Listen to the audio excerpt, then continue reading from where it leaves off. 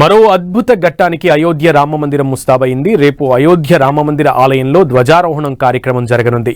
ఆలయ శిఖరంపై కాషాయ జెండా ఆవిష్కరణ జరగనుంది. రామమందిరంపై కాషాయ జెండాను ఆవిష్కరించనున్నారు ప్రధాని మోదీ.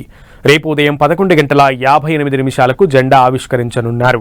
ఈ కార్యక్రమానికి ప్రధాని మోదీతో పాటు పలువురు ప్రముఖులు రానున్నారు. దీంతో ఆలయ నిర్వాహకులు భారీగా ఏర్పాట్లు చేస్తున్నారు. ప్రముఖుల రాకతో అయోధ్యను భద్రతా బలగాలు తమ ఆధీనంలోకి తీసుకున్నాయి.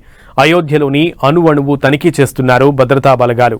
అత్యంత కఠినమైన వాతావరణాన్ని తట్టుకునేలా పారాచూట్ ఫ్యాబ్రిక్, పట్టు దారాలతో కాషాయ జెండాను తయారు చేశారు. మోదీ మొదట బాలరాముడిని దర్శించుకుని హారతి కార్యక్రమంలో పాల్గొంటారు. అనంతరం జెండా ఆవిష్కరణ కార్యక్రమంలో పాల్గొంటారు. ఈ కార్యక్రమంలో ప్రధాని మోదీతో పాటు RSS chief Mohan Bhagwat, Uttar Pradesh governor Anandiben Patel, ముఖ్యమంత్రి యోగి ఆదిత్యనాథ్ కూడా పాల్గొంటారు. ప్రముఖులు రానుండటంతో కట్టుదిట్టమైన భద్రతను ఏర్పాటు చేశారు. ఏర్పాట్లను యోగి ఆదిత్యనాథ్ స్వయంగా పర్యవేక్షించారు. ఇవాళ రామాలయంలో ప్రత్యేక పూజలు కూడా చేశారు. ఇక ఈ కార్యక్రమానికి 6 నుంచి 8,000 మంది అతిథులను ఆహ్వానించారు.